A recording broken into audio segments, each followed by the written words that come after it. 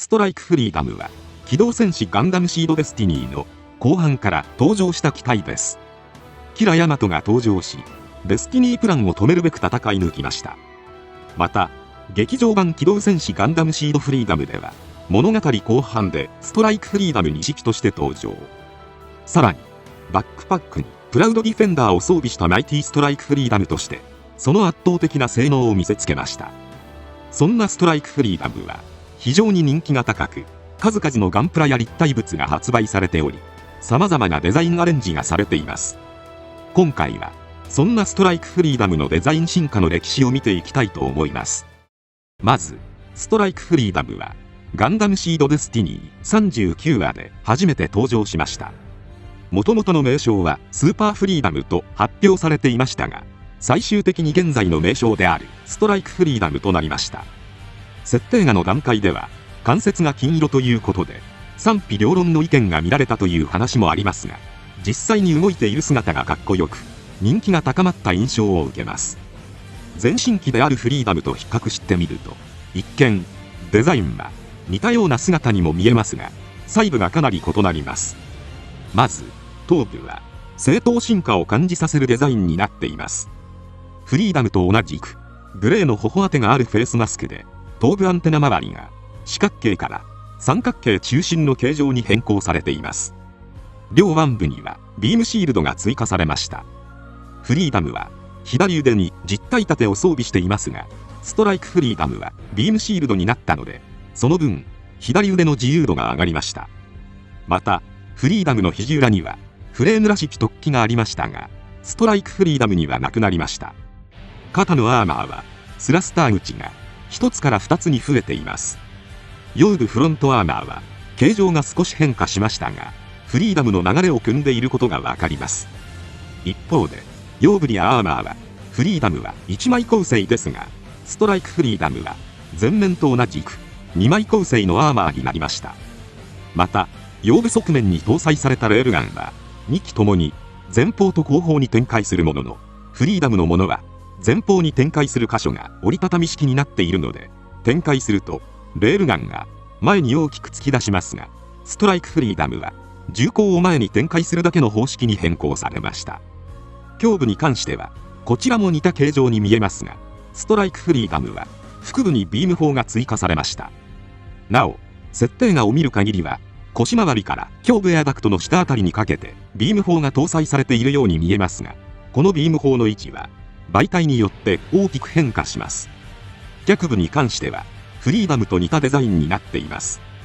ただしふくらはぎ裏側のスラスターはフリーダムのものはカバーがついているものの完全に閉じているわけではありませんが、ストライクフリーダムのスラスターは皮脂用時にきっちり収納される形状に変更されています。そして背面のバックパックはフリーダムの特徴ともいえる翼が片側5枚から4枚に変更されました。中央基部のスラスターはフリーダムの流れを感じられるデザインになっています。また設定画からは一見わかりませんが、ドラグーンが搭載されており、さらにドラグーン展開時は光の翼を見ることができるようになりました。他にビームライフルがフリーダムは1丁だったのがストライクフリーダムは2丁になり、さらに連結して使用することも可能になりました。この2丁のライフルを皮脂用時にマウントする際には、腰部のレールガンを後方へ移動して腰に取り付ける構造になっています。そのためビームライフルを腰に装着している時はレールガンが使用できないため、劇中ではライフルを空中に放り投げてデスティニーのアロンダイトを白羽取りしながらレールガンを放つという芸当を見せていました。このように細かな箇所でフリーダムから進化したストライクフリーダムは様々な商品が発売されていきます。まずはこちら144分の1コレクションシリーズ版。アニメでストライクフリーダムが登場する前に発売されたキットです。設定画を意識したデザインを感じられます。次に発売されたのがこちら。モビルスーツインアクション版アニメ登場と同月の7月に発売されたキットです。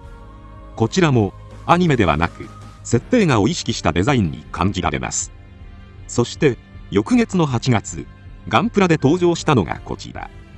100分の1版。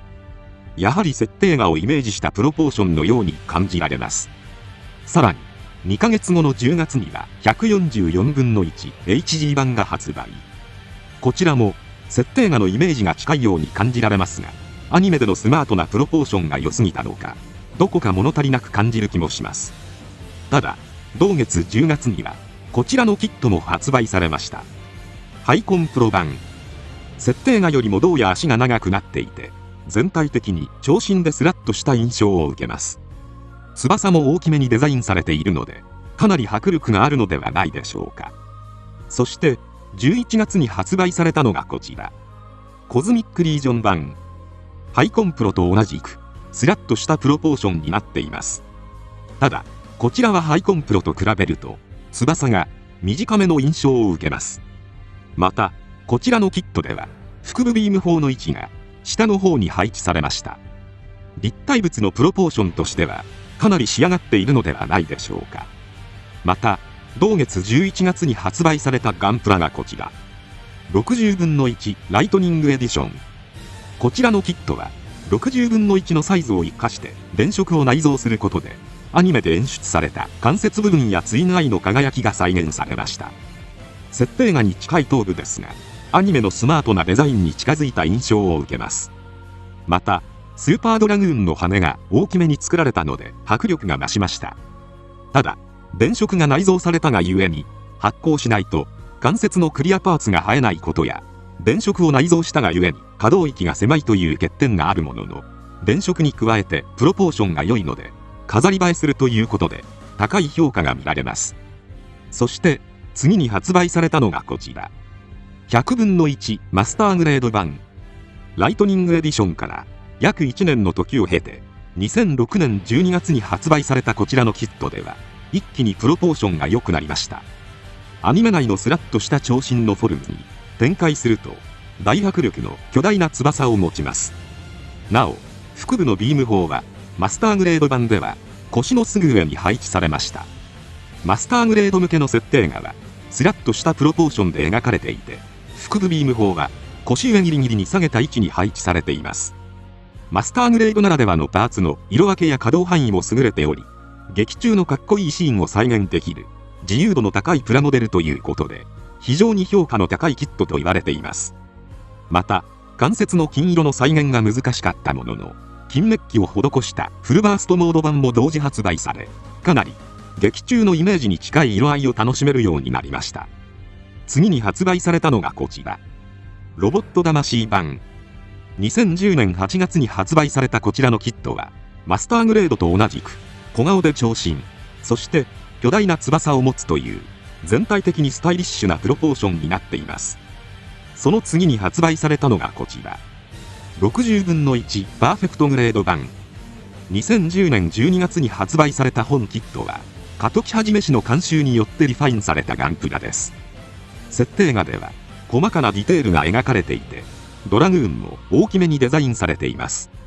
マスターグレードとは異なり、本キットの腹部ビーム砲はみぞおちあたりに配置されました。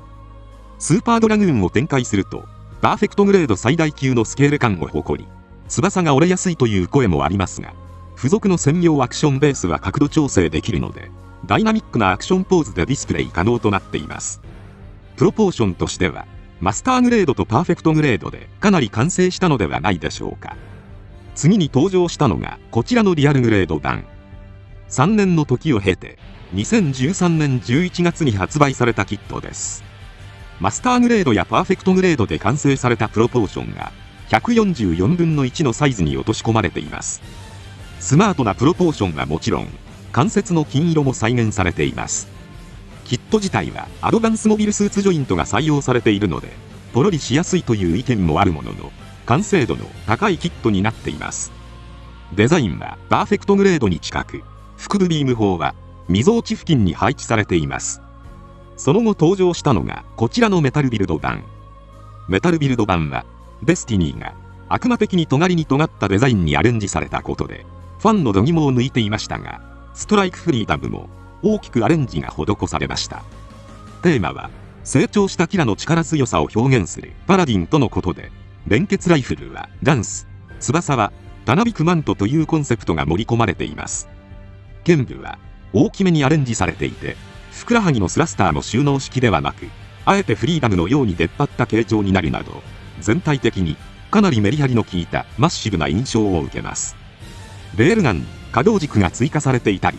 ビームライフルにオリジナル伸縮ギミックを採用することで、連結ライフルが大幅に長くなるなど、武装の方もメリハリがあります。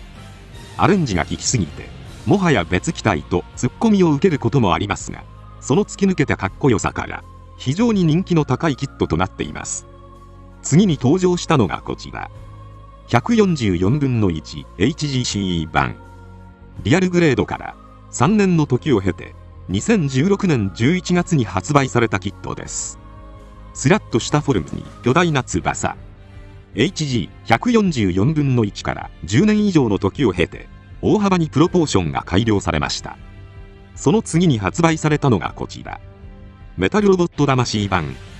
2018年3月に発売されたこちらのキットは、劇中のような鋭い眼光を放つ頭部が特徴的です。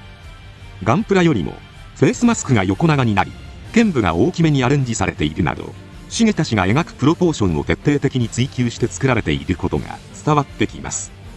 次に登場した新たなデザインがこちら。エクストリーム VS 版。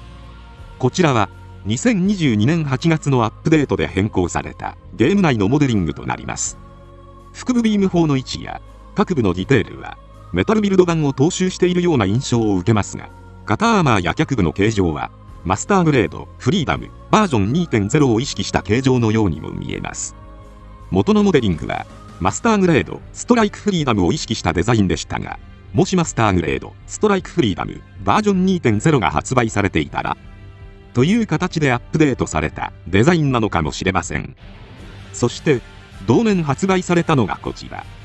MGEX 版。2022年11月に発売されたこちらのキットはメタルビルドと同じくかなりアレンジの効いたデザインで登場しました。非常にマッシブで尖ったプロポーションになっています。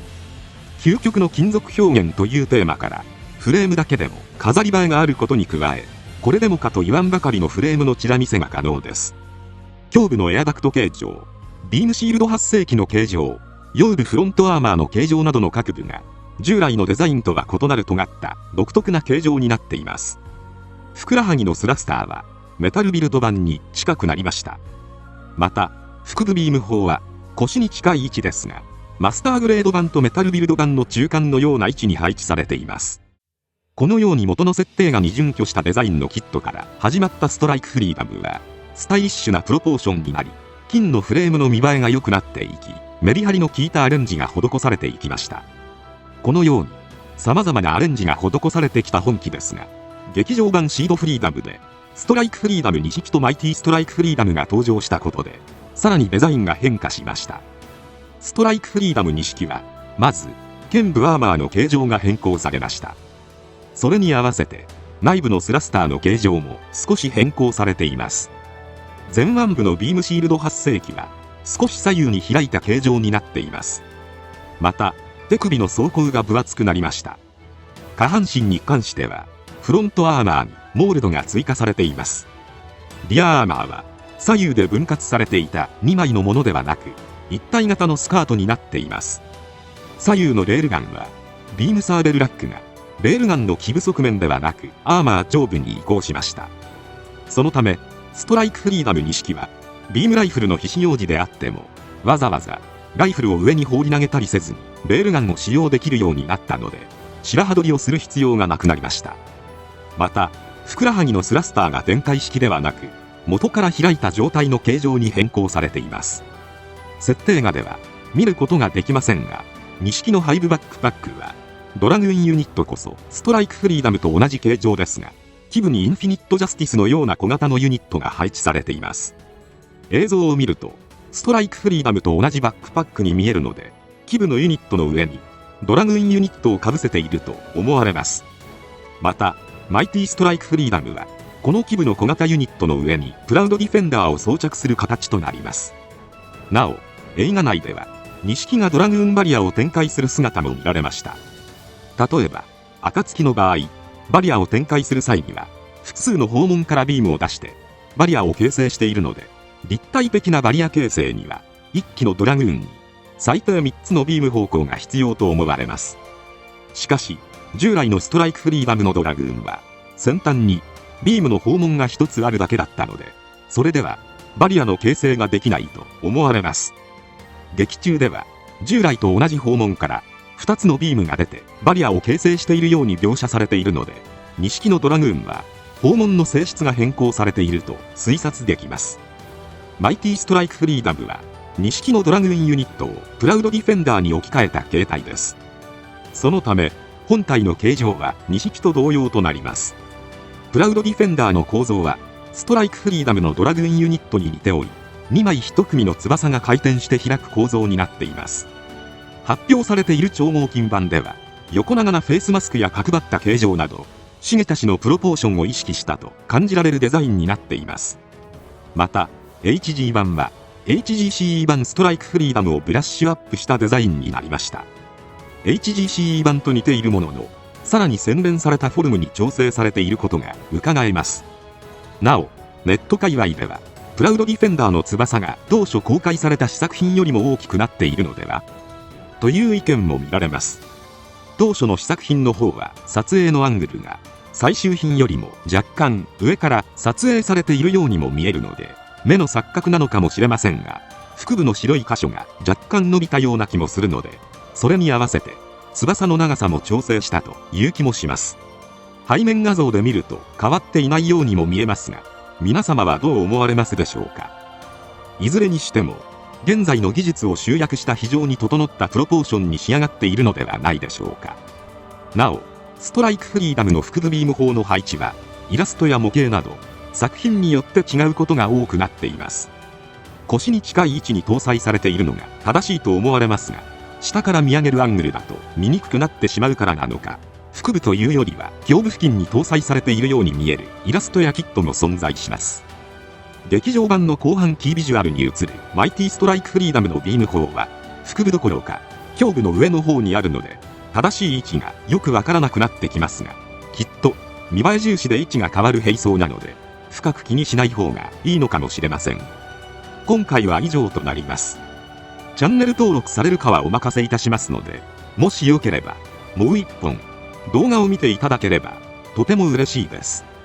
最後までご視聴いただきありがとうございました。